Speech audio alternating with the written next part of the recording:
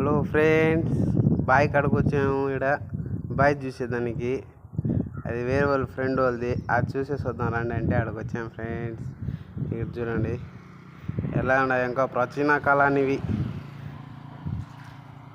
చూడండి. ఇట్లో చేపలు ఉన్నాయి, ఓపిక చూడండి ఫ్రెండ్స్. కనిపిస్తాయి అవి నెలలో.